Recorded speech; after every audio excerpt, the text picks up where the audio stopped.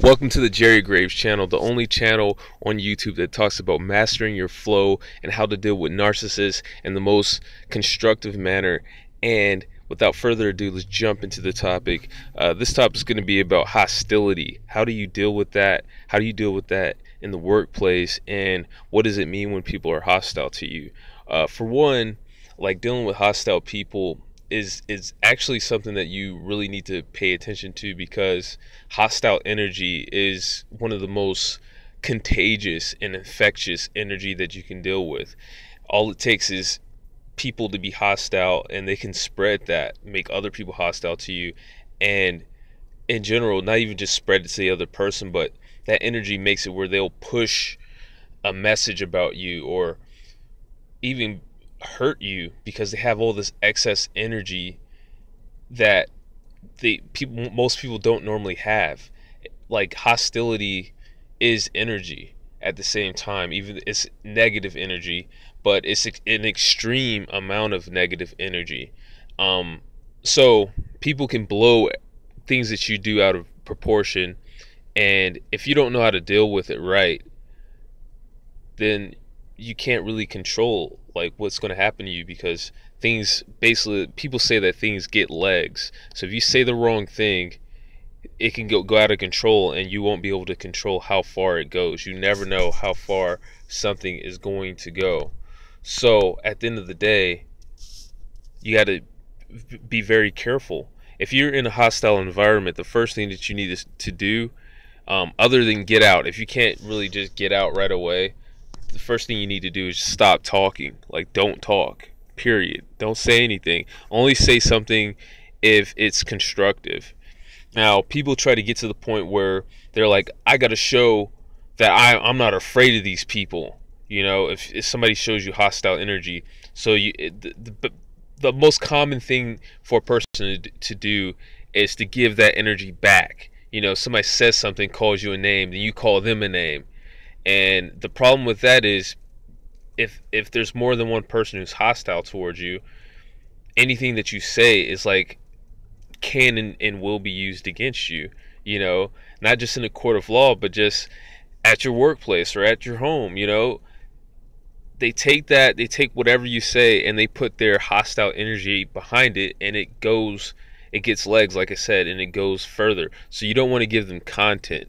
So just in general, if you want to try to start controlling your environment a little bit better, the best thing to do is to not put out any content at all when you're dealing with a hostile environment.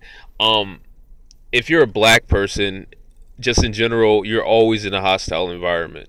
So you should, people like black people, we talk way too much. Only talk if you're like, it's the same thing. You only really want to talk if you're saying something constructive, and just get in the habit of not talking that much, just because there's hostility always anywhere in the world that you're going to go. If you're black, it's always going to be hostility, you know, and you're powerless to stop anything from happening to you. Anything can happen to you. So at the end of the day, you got to watch that.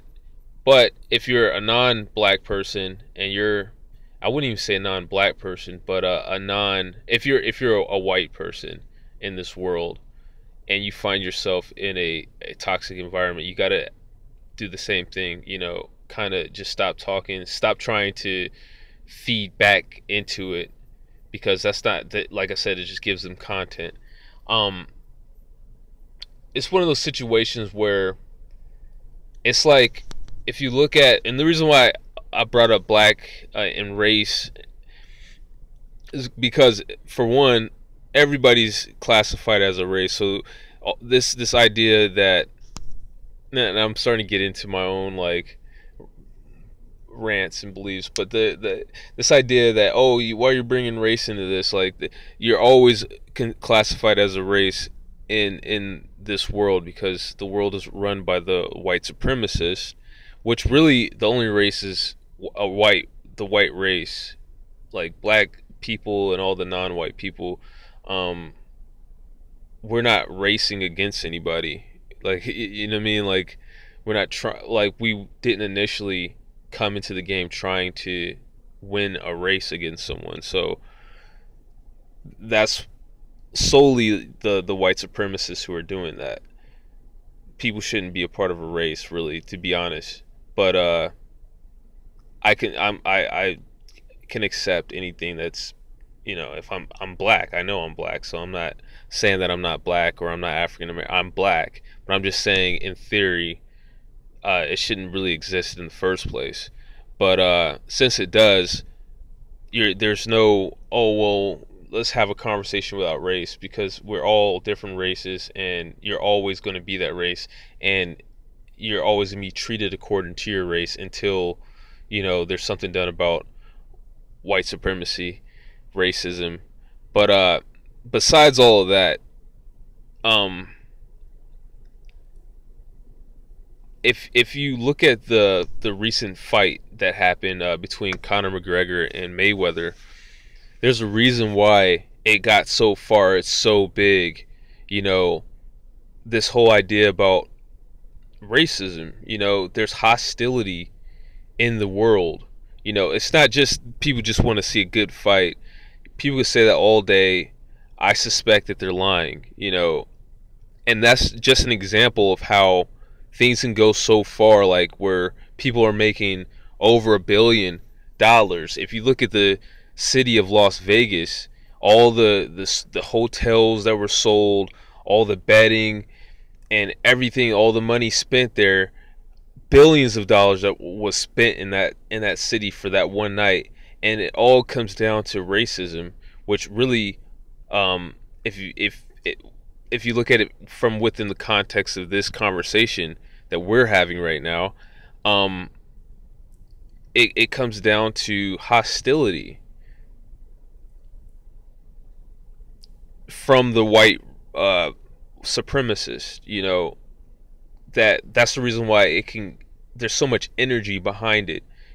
People talking about it and bringing it up. It gets talked about even more than any other fights.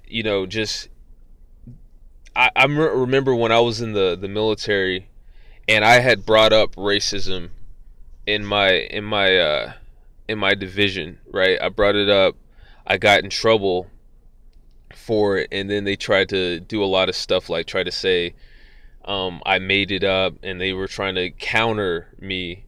But then the people that were in charge said no, he had a legitimate reason for saying this. So at the end of the day, every time that something would happen with these people who were in charge of me, they would talk about me like in their office, and they would come out and nothing happened. Nothing bad would happen. I didn't do anything. I did everything I was supposed to do, but they'd be talking about me, and you could just feel it, because as soon as they come out of the room, they're all charged up, and oh, like there was one time I'm walking past their office, and they were so charged up to come and find me that they walked past me, like looking for me, and it was like a startling thing the way that they were charged up. And I even talked to somebody who was white who said the same thing. They said that, I don't know what it is, but it's something about like they get into that office and they start talking, and the next thing you know is this big thing that's blown out of proportion. That's what I'm talking about. Hostility, energy that blows stuff out of proportion. And in the case with the fight, that same energy, that same hostile energy is what drove it to be this huge thing, this worldwide, the biggest fight ever. And I mean, they sold like 6.5 million pay-per-views. They made millions of dollars at the gate. They were selling like $25,000 seats. And again, that's coming from the white supremacists. Now, people used to say that they don't like Floyd Mayweather because of his cockiness, his arrogance, and he would be able to sell a lot of fights based on the racism, and people want to see him lose, not just because, and that's nonsense. The whole idea that, oh, we don't like this guy just because of how he's cocky, that's nonsense. Because if you look at it from my perspective as a black person, Conor McGregor does the same exact thing as Floyd Mayweather. I'm talking about before the fight between the two of them. Like while he was rising, he was a very cocky, brash guy, and he was being compared to Muhammad Ali and Mayweather before they even a decision or a conversation worldwide publicly was being had about them two fighting. They were like, "Oh, he's the new Muhammad Ali," and I've seen interviews where people were talking about, "I hate Muhammad Ali because of his cockiness. He's a loudmouth. He's this and that." And I can put a link in the video. It was somebody was saying that to his face, like, and they were doing an interview. It was a very interesting interview, and Muhammad Ali actually called her out on her racism. But my point is, from my perspective, looking at like Conor McGregor, I liked the guy. I liked his cockiness, even long before he was saying racial things. Long before I even thought about him fighting Mayweather, or before he was like this, even before he fought Nate Diaz and he was this huge star. You kind of like the guy. Like, I don't get that. For me, like, if somebody's cocky, I'm not gonna go and spend all my time and all my money trying to watch them lose. And you don't see black people, even after the fight, even after he said all this racist stuff, you don't see them being like, "Oh, I hate Conor McGregor." Like, most of us give him his props. You know, he did a very entertaining performance against Floyd. But even before that, even before this fight, you don't see a whole bunch of black people talking about how much they hate Conor McGregor because how cocky he is. You know, you don't see that because that's not really a legitimate excuse. It's really just white supremacy. Like, people can say all that all they want, but you don't see Asian people going after Conor McGregor because, oh, he's a cocky guy. I'm completely against him. Most people are going with him, you know. But when you change the skin color, then you have all these people that's against it. That's what we call racism, you know.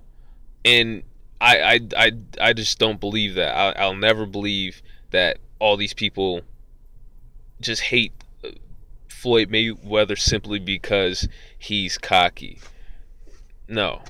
But that's my point, though, is that it's all this racial hatred, all this energy, and you got to think about it. It takes a lot of energy and for whenever you deal with somebody who's hostile, they burst out in energy against you at a moment's notice. You know, that's the staple of hostility. That's not the only form of what hostility is, but you notice that somebody's hostile when they're overly energetic, they're overly angry over something that doesn't really call for that. Now, as a smart person, as a smart organism, we're the smartest organisms on the planet. All organisms are designed to save energy. We don't put a bunch of energy into something for no reason. There's nothing that we're going to get out of it, you know. So if somebody's putting out all of this energy, then they're trying to accomplish something.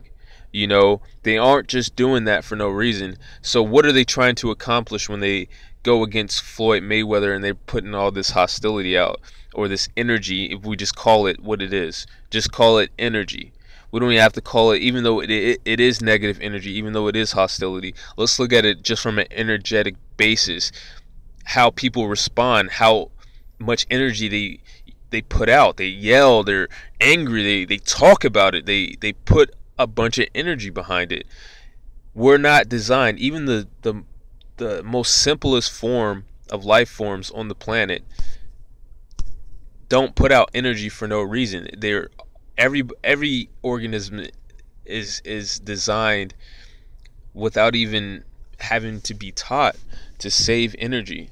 So for one, if you're in your working environment, right, and there's people that over respond to what you're saying. Like if you say something and it gets circled around the work center before you can even get to lunch. You said something in the morning that you didn't think it was a big deal, and the next thing you know, everybody hears about what you said, and people are maybe even coming like talking to you about it, like you shouldn't have said that, or anything like that. That'll show that there's hostility. No matter how they say it, they can say it in the kindest way, but the idea that they're putting all this energy into it for no apparent reason shows that there must be a sinister reason behind it. Like they're wasting a lot of energy. They're exerting themselves. It's the same thing like if you were to tell a friend a secret and then it gets out. That's not something that you just write off like, oh, okay, that's just how it is, or that's not a big deal. Like the first time that happens, or I would probably give them 2 chances. It's like, okay, you used your energy to pass this around about me. Like you can really give it to the first time somebody does that and just kind of cut somebody off, to be honest, because they're using their energy, so they're trying to accomplish something. What were you trying to accomplish? At the end of the day, all I see is a bunch of negativity coming out of that. So you're against me, you're hostile towards me. Same thing with, like I said, with the work center. Something circulates that shouldn't be circulated. It's not a big deal. You know how it is. The first little thing that you do, the first time you say something, it gets all around the work center. That's how you know that there's a bunch of people who are hostile to you, because it takes a bunch of energy to do that from a lot of people. And where does that energy come from? It comes from hostility. And that's the reason why something small can circulate and do these huge blown out things, blown out of proportion. So you got to basically get out of these environments. But at the end of the day, if you can't, it's like you got to deal with it on an energetic basis by not putting your own energy into it, by not giving them any content whatsoever, breaking all the contact with them, eye contact, proximity, obviously no physical contact, because at the end of the day, they'll take it. Now, furthermore on hostility, let me tell you a story. I remember I was thinking about this beforehand. Like it reminds me, like, because I've gotten better at dealing with hostility, and I've noticed that I have the same situations that I used to have when I was like a child, dealing with teachers at school. Now, for one, I'm black. All right, so if you have a white teacher, and just in general, it's not even just white teachers, all that really matters is who's the victim. If you're a black person, you're being victimized by white supremacy. It doesn't matter if it's an Asian person doing it or even another black person. It's the fact that there's no system to protect you, but there's a system to protect every other. Well, not most. I wouldn't even say Asian people, even though they are protected, but they're not as protected or fully protected the same way a white student would be. Now, so naturally, you being in a childlike position, you are a child, and as a black person, you're in a childlike position under the system of white supremacy. You're a huge target, so you have to deal with teachers who are in complete control, bothering you and trying to break you down, like as a kid. So you're gonna have those. If you talk to any black person, they all have at least one teacher who was just completely nuts and trying to break you down and let you know that you're not running anything. So I had a bunch of teachers like that. There's a lot of reasons why, but one of the worst was Miss McKinney, and she was just a terrible teacher. And to me, she was a psychopath.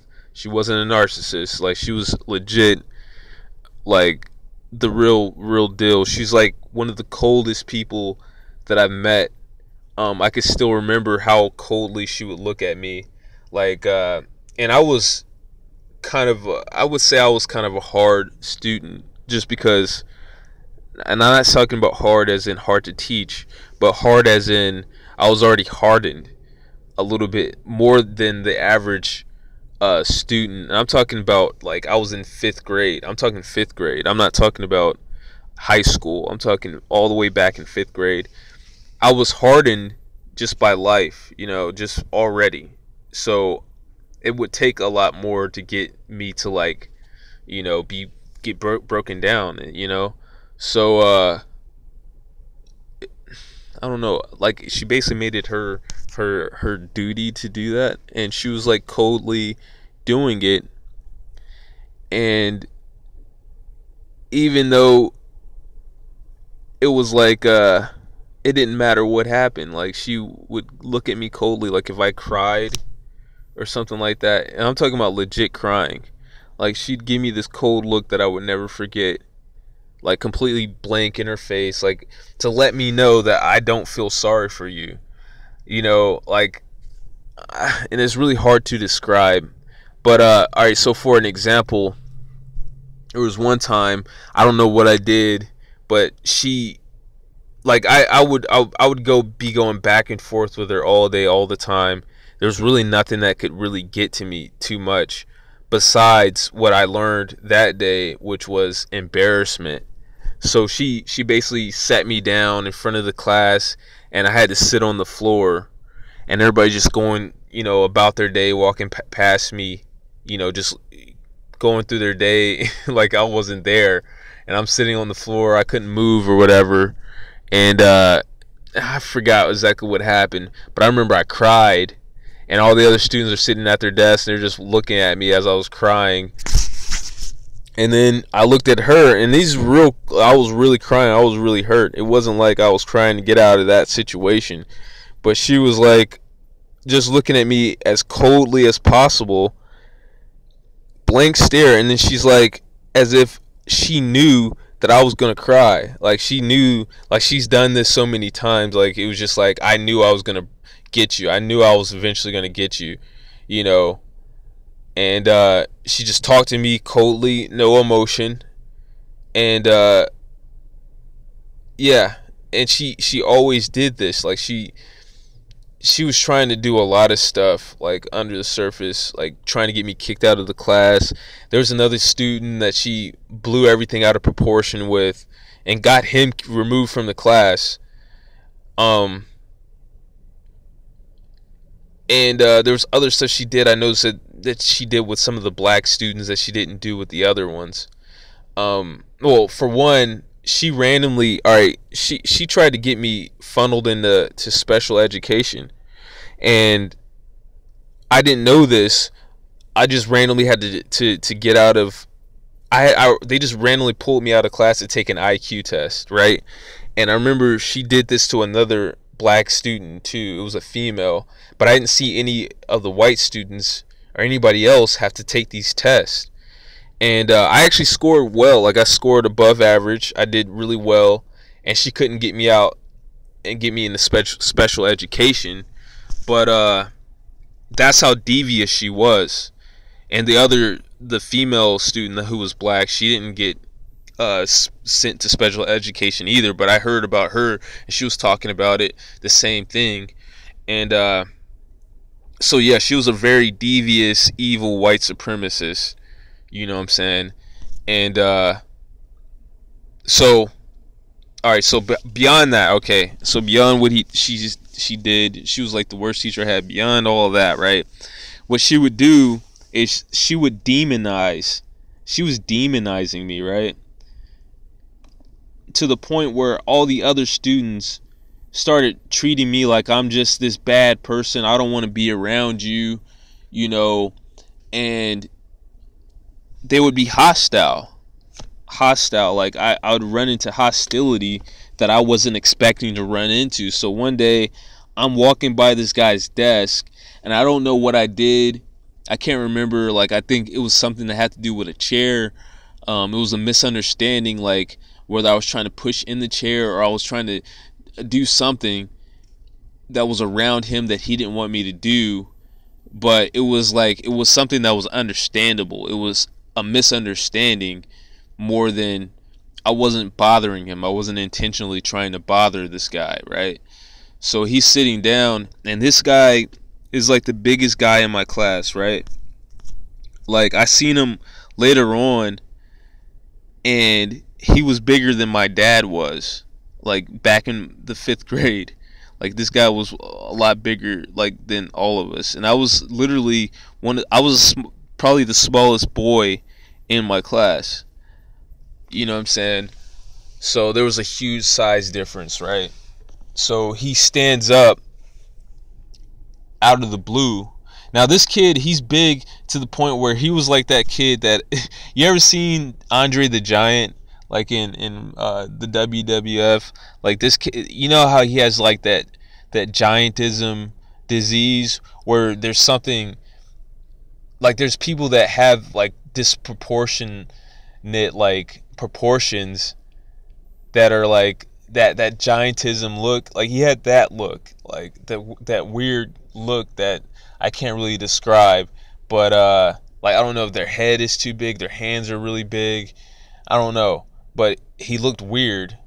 But anyway, so I'm walking by this kid's desk, and he randomly jumps up after I did something. I remember I did something, but I didn't do it to piss him off. I didn't do it. It was just a misunderstanding mostly. Like, I wasn't trying to get into a fight with this guy. So he just jumps up out of his desk and he starts choking me, right? Like, in the middle of class, right? And the teacher, Miss McKinney, she was in the hallway. So this guy, he's choking the hell out of me, right? And I just started punching him in the face. Like, I just kept punching him in the face. Now, I would say that I felt in the moment like, oh, I made him stop. I made him stop choking me, but really I didn't. The thing was is that he was so big that my punches weren't really doing anything to him. Like, he stopped because the teacher was about to come in, or I'd still be over there in Miss McKinney's class till this day getting choked. You know what I'm saying? But anyway, so after that happened, like, I was confused. Like, I would be confused. I remember thinking, like, I didn't understand why he did that. Like, why he responded like that. And like, years later, years went by, and like, it took me a while to just realize. And I'm talking about, I stopped thinking about it. You know what I mean? I stopped thinking about it. But like, I'm talking about when I was in my 20s, it dawned on me, like, it was just the fact that she created so much hostility by demonizing me, that this guy, I don't know, he had like all this hostility and hatred, even though I never talked to this kid before. Like, me and him, we never talked before or anything. He just randomly, that was like our only interaction ever, was this guy choking me. You know what I mean? And the teacher would be like, now, if something bad would have happened to the point where I actually got really hurt by this, he would be the only person who would get in trouble. But the truth is that she created a dangerous environment by trying to demonize me, even though I wasn't that bad of a student. And you'll notice, if you talk to people who say that they were a bad student or they got in a lot of trouble, most of the time, if they had trouble with the teacher, right, it'll end up being like, they also get into a lot of fights. It's always like that. Hardly ever do you just have a student that just has odds with the teacher and nothing happens with other students. And it's not because that student wants to fight. It's because of the environment that's created by the teacher, and they do it intentionally. They try to demonize him, and then so that the other students don't like this student either, and that's the type of stuff that happens. So if you have a kid and you see something like that, don't think that, oh, it's just the students. Like, the teachers sometimes, or even a lot of times, they create an environment for one of their students to get hurt, you know what I mean? And that's what she did. So it wasn't a big deal to me back then, but like there's a lesson that can be learned from anything, even though that was a long time ago. I don't get into fights anymore, but that's how it is. So hostility is something that you always should look out for, and don't try to go against, and be very kind, be very courteous in those environments. Use, please, thank you, anything to avoid it erupting.